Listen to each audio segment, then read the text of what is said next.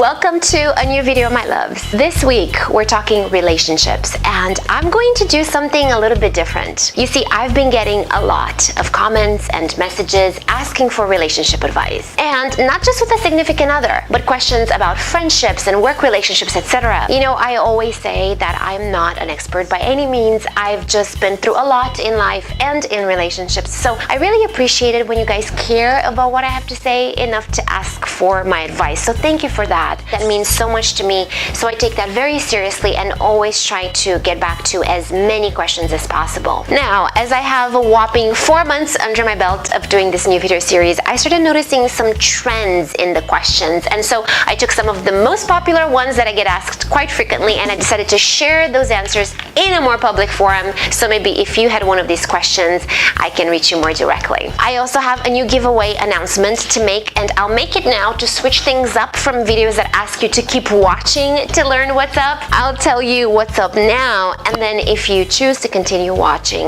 or subbing, I would love and appreciate that, especially since I'm trying to grow our community. So Mother's Day is Sunday, May 10th, and if you would like to win not one, but two $100 gift cards to Amazon.com to get anything that you want, then you should watch the career and money video that would launch April 23rd, because that is the giveaway launch date. You could use one gift card for yourself, you could give the other to mom or to a friend, to somebody else, or if you want to keep both, do that. So you have $200 to buy whatever you want. The giveaway is international and it's going to last only 1 week, but I can tell you also that it's going to be very easy to enter to win. So come back on the 23rd for the launch date and all the details. That's all. So the first most asked question I get is, how can I tell if a guy likes me? The first thing I recommend is to really stop thinking about it. What will happen is that you'll think of one detail that makes you believe he's into you, then another detail that is going to cast one big shadow of doubt. This back and forth will drive you nuts. It will stir up insecurities you really don't need, and overall it complicates things that really shouldn't be that complicated. In my opinion, if you are struggling back and forth with this question, your best bet will be to assume that he does like you, and on your end you should give him opportunities to make a move on you. Be patient though, because with these things they almost never happen as fast as we want them to, and if he doesn't go for the obvious signs you put out there, don't be afraid to ask him out and then see what he says. Which is a perfect lead into the next question. Should a woman pursue a man? Yes, I saw Patty Stanger, the millionaire matchmaker, on Watch What Happens Live a couple of weeks ago, and she was very heated about the topic, saying it's a complete mistake for a woman to pursue a man. And I have to tell you honestly, I kind of disagree with that. I was the one that originally made the move on my now husband, so I say go for it. If you feel that you've already dropped several hints that in your mind are really obvious, but he's not going for it, don't assume he's not interested. He could be totally oblivious. So ask if he'd like to grab a bite to eat. Don't say sometimes though. Don't say would you like to go out sometime, because that in my opinion still leaves like empty room. Say would you like to go out for a bite to eat this week if it's Monday or Tuesday when you're asking, or say next week if it's closer to the end of the week when you're asking. Balls get you places, and if he says no, boo-hoo for a second and then dust your shoulders off, because you are a strong woman and you can do better, and you can never say you live with the regret of not having tried, and that is powerful. Is it okay if my boyfriend still talks to his ex? No. Ugh. I feel really strongly about this. Unless they share a child or a business together, or the other person just came out, I do not buy that let's stay friends thing. I've tried it several times myself, and each time like clockwork. At some point, somebody's feelings will get hurt.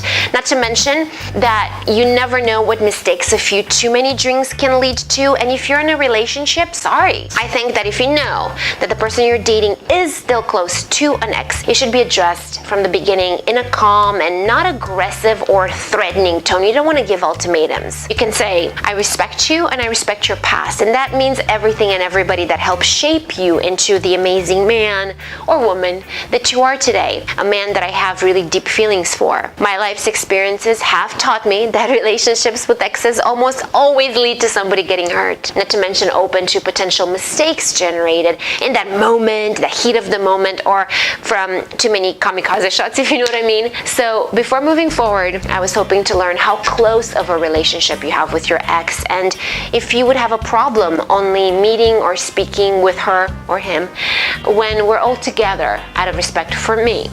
So this is a framework. You can elaborate your spiel from there. But if you ask me, there is no reason to keep a chapter from the past still open for no significant reason. He didn't call. Should I reach out? I also get a lot of he stopped texting. Should I reach out? The answer is yes. But here's what. It's one thing to take charge. It's another to be too eager, for lack of better words. Texting is a pain in the ass. I'm sorry. I hate texting, and I know many people that do too. So what do you do in any or both of these instances? You place a call. Stay cool and give what you'll say some thought before you start dialing. Personally, if I called and I got a voicemail, I'd be like, hey Jeremiah, it's Alexandra. I wanted to call, see how you're doing. That's such a cornball. I hope you're doing good. Insert, I had a great time with you over dinner or whatever if you guys have been out on a date. Please give me a call when you get this. I would love to hear from you. Bloop. You did your part, you left no stone unturned, and if you still don't hear from him or her, don't be hung up over one person, because you need somebody that will respect you. And playing games is not respectful. Do some squats, take care of your body and your mind, and forget about people who won't give you the time of day. How can I forgive him after cheating? I have to be honest, I might be the wrong person to ask this because that's one of my few absolute non-negotiables. Is that the answer for everybody and every situation? Maybe not, fair enough, but I'm the result of my dad cheating on his wife. Sure, I'm a great result, but still, he lied to his wife, and then he lied to my mom that he was divorced. So I grew up with the stigma of the cheating man, and I have a real big sensitivity to it. He cheats, I move on and never look back, and I've done it plenty of times before. I don't believe in staying together for the sake of kids either, because no matter how young they may be, kids can smell issues between mommy and daddy from a mile away. They're really smart. Personally, I would rather come from a separated family, but in the presence of parents that only show me love, as opposed to hearing fights and arguments and thinking that's okay. But that's just me. Please remember that we are all different, our stories are all different, so we are entitled to our own opinions, and I personally believe that cheating is not okay. How do you walk away from a toxic relationship? Ooh, another good one. I would say figure out what's holding you back and then deal with each reason individually. If the reason is that I love him, the question is, do I love him more than I respect and love myself? Maybe I need to work on my self-love and confidence before moving on. And you know, I've spoken about this very freely, and I made several videos that I can link below for you to watch. Are monetary reasons keeping me here? Okay, well then let me make a plan, figure out some steps of actions, how much money I need, how much money I should make. Do you need to get prepared for a certain job? I have a whole playlist in the career and money section for that. Ask the opinion of trustworthy friends and family. They might have a good idea that could help you. We've been friends for 20 years. Well, what happens when you stay under somebody's dark cloud for too long is that eventually rain will get on you too. So how do you treat a friendship? With respect. The respect of kind honesty and communication. So speak your mind, but be prepared for any scenario. If you've already asked your friend how you can help them get through whatever they're going through to find happiness and positivity again, but nothing has changed, then you can tell your friend that you're at a point in your life when you feel easily influenced by the energy around you. In other words, it's a nice way of saying they're too negative and you just can't handle it anymore. I'd like to help you feel better. And if you're willing to do that and willing to do the work to get there, I'll be by your side every freaking step of the way. But if not, I think we need to kind of figure ourselves out a little bit. So I think a little break is necessary. Be prepared though. Somebody might come to their senses magically. Somebody else might take it personally and the drift won't be quite as pretty. It really depends on where that person is in their lives. I also recommend watching the video I made about how to not take things personally so you can practice some of those techniques beforehand and not let any any part of the conversation potentially get to you. The video is linked below as well. Should I have sex on the first date? Well, as long as you think there's something there or it's been a while. I slept with my husband on our second date. I truly believe that this is a matter of personal choice.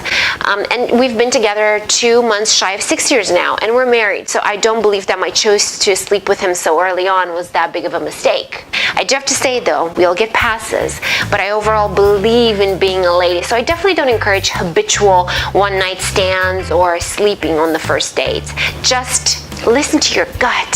Listen to your heart. I'm torn between two men. What should I do? When it comes down to torn decisions, I've tried many different things, but nothing beats the good old pen and paper. So write down the following categories that I'll give you, and then leave a couple of lines of space underneath each one. You have emotional, financial, mental, spiritual, and sexual. These are the basic spectrums, if you will. Then you can write 3 things that matter most to you in each of these categories as they pertain to a relationship. Here are some examples, and I will use some of my own. For the emotional category, the 3 things that matter most to me are random acts of thoughtfulness is one. That's opening the door for me, a random call or text saying you're thinking about me. Every once in a while, if I say I like something, surprise me with it later on. It could be chocolate, for heaven's sakes. It doesn't matter what it is.